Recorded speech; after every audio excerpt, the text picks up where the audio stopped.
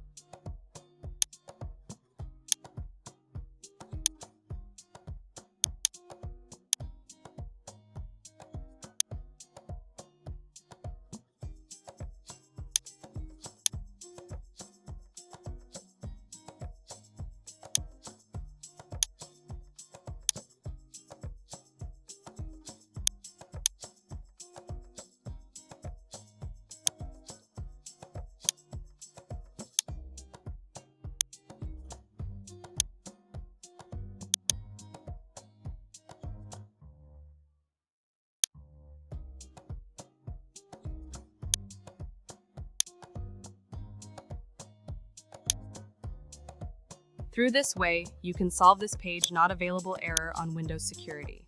If you find my video helpful, then don't forget to subscribe, like, and comment. Thanks for watching.